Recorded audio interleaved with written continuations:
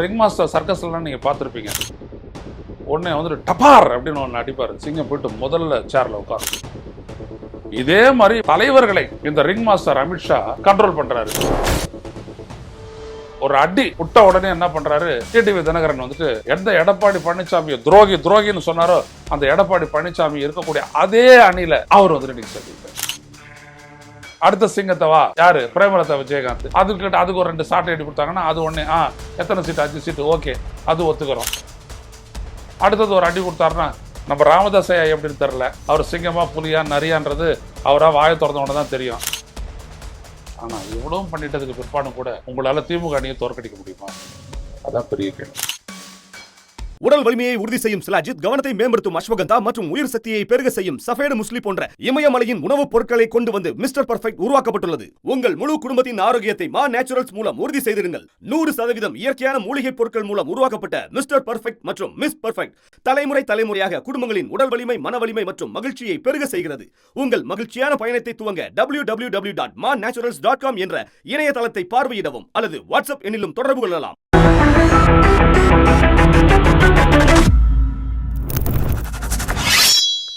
வணக்கம் தோழர்களே, ரோசஸ் எதிரின் வாயிலாக இன்று மீண்டும் உங்களை சந்திப்பதில் பெரும் மகிழ்ச்சி அடைகின்றேன். தமிழ்நாட்டு அரசியலை பொறுத்த வரைக்கும் இன்றைக்கு ரொம்ப பரபரப்பான நாள். ஒரே ஒரு டெல்லியிலேருந்து இருக்கக்கூடிய ஒரு ரிங் மாஸ்டரு தமிழ்நாட்டு அரசியலில், அதுவும் எதிர்கட்சிகளுடைய கூட்டணியை உருவாக்குவதில் வந்துட்டு அவர் விளையாடுறாரு பாருங்க. உள்ளபடியே சொல்கிறேன், ரொம்ப சிறப்பான ஒரு விளையாட்டை விளையாடுறாரு அமித்ஷா. ரிங் மாஸ்டர் சர்க்கஸ்லாம் நீங்கள் பார்த்துருப்பீங்க. அவர் ஒரு தொப்பியை போட்டுக்கிட்டு கையில் ஒரு ரிங் எடுத்துகிட்டு வருவார். ஒரு சிங்கம் முதல்ல சிங்கமெல்லாம் வரும். உடனே வந்துட்டு டபார் அப்படின்னு ஒன்று அடிப்பார். உடனே முதல்ல அந்த சிங்கம் போயிட்டு முதல்ல சேரில் உட்காரும். டபார் அடுத்த அடி அடுத்த சிங்கம் போயிட்டு உட்காரும். அடுத்தபடியாக டபார் அடுத்தது புலி போயிட்டு உட்காரும். அடுத்தபடியாக டபார் ஒரு சிறுத்தை போய் உட்காரும். அப்புறம் எல்லாரையும் மறுபடியும் ஒரு இது டபார் அடித்த உடனே எல்லாம் இப்படி கையை தூக்கிட்டு நிற்கும். அப்புறம் இறங்குன உடனே இறங்கும். இப்படியெல்லாம் வந்துட்டு பெருசாக வித்தை காட்டுவார். போலீஸ் சிங்கம் நம்மளாம் கூண்டுக்கு வெளியில் எடுத்துட்டு அப்பா என்னமா கண்ட்ரோல் பண்ணுறாரு அப்படின்னு. எல்லாம் கறிலாம் போட்டு நல்லா வயிறார சாப்பாடு போட்டு தான் உள்ளே கொண்டு வருவாங்க.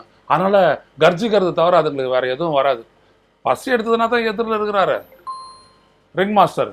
சாப்பிட்றலாம், அவரையே சர்க்கஸ் மாஸ்டரே சாப்பிட்டுடும். அதனால் பசியெல்லாம் இல்லாத போது எடுத்தாந்து உட்கார வச்சுட்டு வித்தையை காட்டிட்டு போயிடுவாங்க. ஒரு நாளைக்கு 2 ஷோ முடிஞ்சு போச்சு. அப்போ நீங்கள் கவனிக்கணும், இதே மாதிரி மக்களை வந்துட்டு தலைவர்களை இந்த ரிங் மாஸ்டர் அமித்ஷா கண்ட்ரோல் பண்ணுறாரு. ஒரு அடி விட்ட உடனே என்ன பண்ணுறாரு, டிடிவி தினகரன் வந்துட்டு எந்த எடப்பாடி பழனிசாமியை முதல்வராக்க மாட்டேன், எந்த எடப்பாடி பழனிசாமியை துரோகின்னு சொன்னாரோ அந்த எடப்பாடி பழனிசாமி இருக்கக்கூடிய அதே அணியில் அவர் வந்துட்டு இன்னைக்கு சேர்த்துக்கிட்டார். ஏன் டெல்லிக்கு போனார், ஒரு வாரத்துக்கு முன்னாடி போனார், அமித்ஷா கிட்ட பேசினார், வந்துட்டார். வந்துட்ட உடனே கொடுப்பவர் கெட்டதில்லை. ஒரு தமிழில் தான் நிறைய இருக்குல்ல, வசதிக்கு வளர்ச்சிக்கலாம். எதுக்கோ சொன்னதை இவங்க எதுக்கோ பயன்படுத்துவாங்க, புரியுதுங்களா? விட்டு கொடுப்பவர் கெட்டு போவதில்லை. இவர் விட்டு கொடுக்குறாராம். சிரிப்பாக தானே இருக்குது. இப்படிதான் விட்டு கொடுப்பவர் கெட்டு கொடுப்பதில்லை சொல்லிட்டு அதே அடியில் போயிட்டு இவர் இன்னைக்கு ஜாயின் பண்ணிட்டாரு. 7 சீட்டோ 6 சீட்டோ கொடுக்க போகிறாங்க.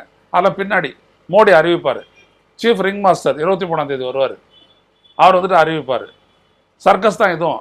இந்தாண்ட 4 பொண்ணுங்க, இந்தாண்ட 4 பேர் கூட வந்துட்டு அப்படி கையெல்லாம் தூக்கி காட்டுவார்ல, அந்த ரிங் மாஸ்டர் மோடி. இவர் வந்துட்டு கையை காட்டுவார். முடிஞ்சு போச்சு. அடுத்தபடியாக என்னது, அடுத்த சிங்கத்தவா யார், பிரேமலதா விஜயகாந்த். அதுக்கு ஒரு 2 சாட்டை அடி கொடுத்தாங்கன்னா அது ஒன்று எத்தனை சீட்டு, 5 சீட்டு, ஓகே, அது ஒத்துக்கிறோம். அடுத்தது ஒரு அடி கொடுத்தாருன்னா நம்ம ராமதாசையா எப்படின்னு தெரில, அவர் என்ன பண்ண போறான்னு தெரில. அவர் சிங்கமா புலியா நரியான்றது அவரா வாயை திறந்தவன தான் தெரியும். ஏன்னா அந்த அன்னைக்கு ஒருத்தரை கூட்டு போயிட்டாங்க, அன்புமணி கூட்டு போயிட்டாங்க. அந்த அன்னைக்கு அவர் வருவாரா வரமாட்டாரா அதே அவர் சொல்லலை.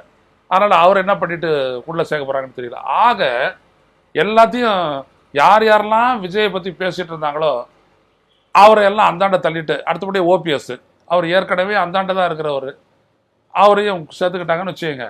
அப்புறம் விஜய் வந்துட்டு தனித்து விடப்படுவார்.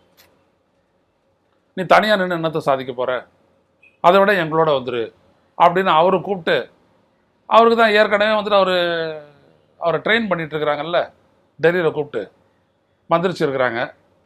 அதனால் அவர் வந்துட்டு மாறுறதுக்கான சாத்தியக்கூறலாம் இருக்குது. அது எப்போ மாறுவார் என்ன அப்படின்றது தெரியல. பலரும் பல விதமாக சொல்கிறாங்க, அந்த பக்கம் போயிடுவாருன்றாங்க. இன்னும் சிலர் சொல்கிறாங்க அவர் போட்டியிடவே மாட்டாருன்னு சொல்கிறாங்க. என்னென்னோ சொல்கிறாங்க. அவர் என்னன்னா இங்கே வந்துட்டு தேர்தல் பரப்புரை தொடர்பான அந்த வாக்குறுதிகள் தொடர்பான ஒரு கமிட்டிலாம் அவர் போட்டுக்கிட்டு இருக்கிறாரு. ஏதோ செயல்படுற மாதிரி ஒரு காட்டிக்கிறதுக்கு வந்துட்டு சீன் போட்டதுன்னு சொல்கிறாங்க இல்லையா, அதை அவர் பண்ணுறாரு. கட்சி வந்துட்டு மக்களிடையே அந்த இடத்துலையும் செயல்படலை, ஒன்றுமே கிடையாது, செயலே கிடையாது.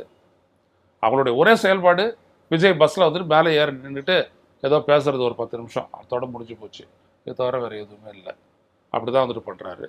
ஸோ அதை தவிர ஒன்றும் இல்லை. அதனால் அவர் என்ன முடிவெடுக்க போகிறாரு அப்படின்றத பொறுத்திருந்து பார்ப்போம். ஆக ஒரு அமித்ஷாவினுடைய அந்த ரிங் மாஸ்டர் வேலை எல்லாரையும் கட்டுப்படுத்தி கூப்பிட்டு வருது, எல்லாரையும் மிரட்டி கூட்டிகிட்டு வர்றாரு. எல்லாரையும் முடிச்சிட்ட உடனே கடைசியில் இவங்க இருக்காங்க இல்லையா, சசிகலா நடராஜன், அவங்கள விட்டு வைப்பாரா என்னான்னு தெரியல.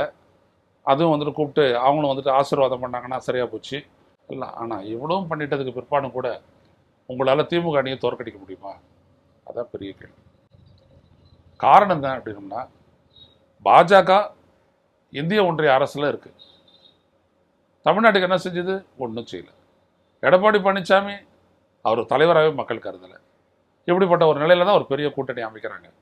இந்த கூட்டணி திமுகவை தோற்கடிக்க முடியுமா? இதை மக்கள் ஏற்றுக்கொள்வார்களா? இதுதான் இங்கே $1 மில்லியன் கொஸ்டின். ஸோ இதில் வந்துட்டு விஜய் வந்து என்ன பண்ண போகிறாரு பொறுத்திருந்து பார்ப்போம். இப்போதைக்கு 23ஆம் தேதி முதலாம் அங்கே வர்றார் மோடி. அந்த கூட்டத்தில் கூட்டணியை பற்றி அறிவிப்பு வெளியாகும். எல்லாரும் வந்து வரிசையாக நிற்பாங்க. எல்லாருடைய கையையும் தூக்கிக்கிட்டு கூட்டணியை பற்றி அறிவிப்பு வெளியிடுவார். சீட்டை பற்றி அறிவிப்பு வெளியிடுவார். எல்லாம் நடக்கும். ஸோ அடுத்த ஒரு 3 நாள் பாஜக தினம் கொண்டாடப்படும் தமிழ்நாட்டில். அதற்கு பிறகுதான் மற்ற அரசியல் எல்லாம். மீண்டும் சந்திப்பு தொடர்களே. நன்றி, வணக்கம். ஊடகம் கார்ப்பரேட் அரசியல்வாதிகளின் கைப்பாவையாக அடிமைகளாக இருந்தது போதும். இனி சாட்டை எடுத்து சுழற்றும் நேரம் வந்துவிட்டது. ஊடகம் பொதுமக்களாகிய உங்களுக்காக, உங்களாலேயே இயக்கப்பட வேண்டும். ஊடக சுதந்திரத்திற்காக உங்களின் பங்களிப்பை இன்றே அளித்திடுங்கள்.